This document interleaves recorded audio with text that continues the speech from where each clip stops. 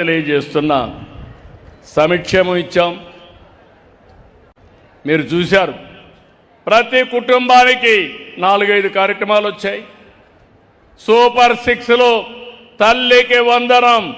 ఎంతమంది పిల్లలుంటే అంతమంది పిల్లలకి తల్లికి వందనం కింద మీ అకౌంట్లో డబ్బులు వేసామా లేదా అని అడుగుతున్నా.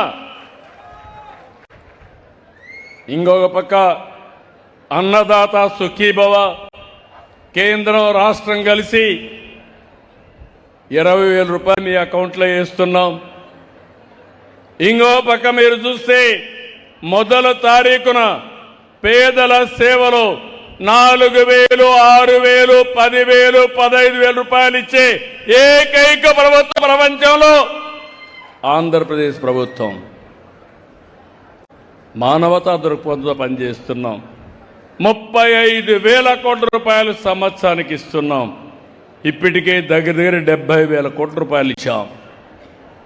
ఇంకో పక్క మా స్త్రీ శక్తి, మా ఆడబిడ్డలు ఎక్కడికి పోవాలన్నా దర్జాగా ఎవ్వరి దయా దాక్షిణాలు లేకుండా దేవుని దర్శనానికి వెళ్ళొచ్చు. ఇంట్లో వాళ్ళ కోపం ఉంటే అమ్మగారి ఇంటికి వెళ్ళొచ్చు. తల్లిని చూడాలంటే మీరెళ్ళి చూసి రావచ్చు. పిల్లలు చదువుకోవాలంటే దర్జాగా స్కూల్కి పోవాలంటే ఏ బాధ లేకుండా బస్సు ఎక్కి వెళ్ళొచ్చు. తొందరలోనే ఇది కూడా ఆలోచిస్తున్నారు. రాష్ట్రం మొత్తం గ్రామాల్లో కూడా ఏసీ బస్సులే వస్తాయి.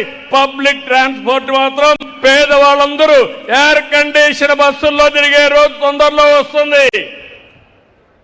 అంటే దేనికోసం అంటే మీరు ఏసీ బస్సుల్లో తిరిగితే టైర్డ్ గారు, లేకపోతే ఆ గాలి ఎండ దుమ్ముతో మీరు పోయి వచ్చే లోపల టైర్డ్ అయిపోయే పరిస్థితికి వస్తారు.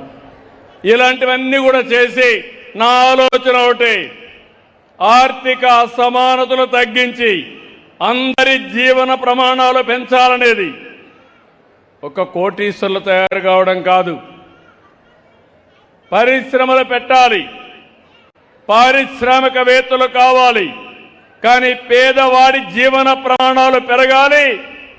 అదే నిజమైన బెంచ్ మార్క్ అభివృద్ధికి.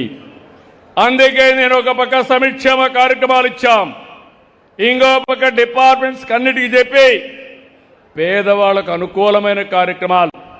ఈరోజు డాక్రా సంఘాలు చూశారు, నేనే పెట్టాను.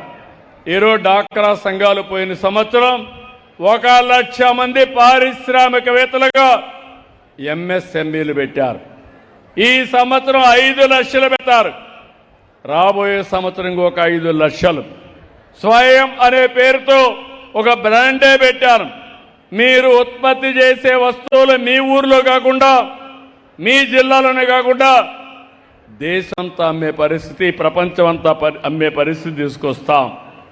ఇలాంటి అనేకమైన ఆలోచనలతో ముందుకు వచ్చినప్పుడు ఒక పక్క సంక్షేమం, ఇంకొక పక్క అభివృద్ధి.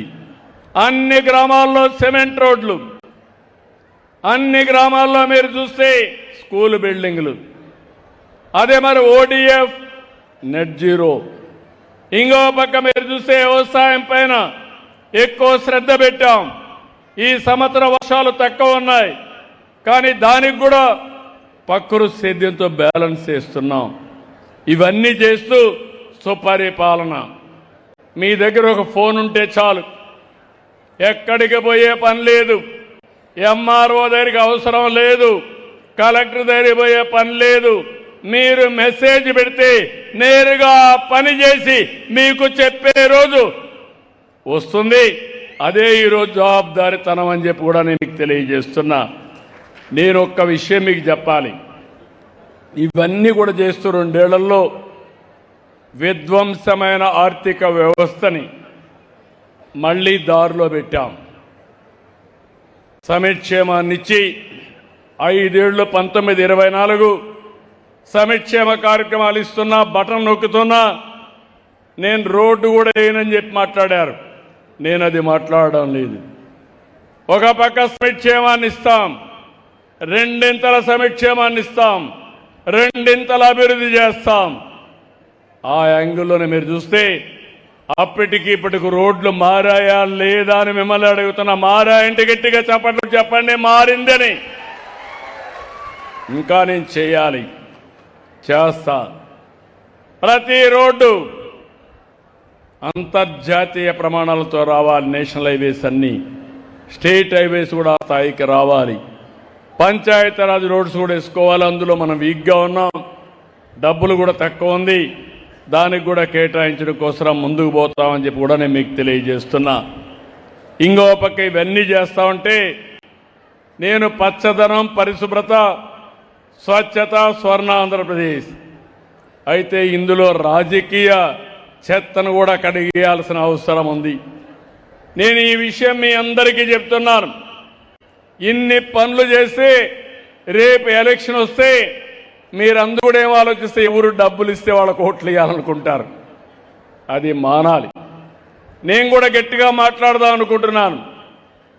ప్రజలు డబ్బుల ప్రభావం లేకుండా చేయవలసిన బాధ్యత మీ అందరి పైన ఉంది. అది చేస్తామన్న రోజునే ఈ రాష్ట్రం స్వర్ణ ఆంధ్రప్రదేశ్ అవుతుందని మరొక్కసారి విజ్ఞప్తి చేస్తున్నా. ఇంకొక పక్క అరాచకాలు పోవాలి. ఈరోజు మీరు ఒకసారి చూడండి, 5 సంవత్సరాలు ఈ రాష్ట్రంలో, ఆ పార్టీ పేరు నేను చెప్పను కానీ ఇటీవల అందరూ కూడా గొడ్డలి పార్టీ అంటున్నాం. నేను కూడా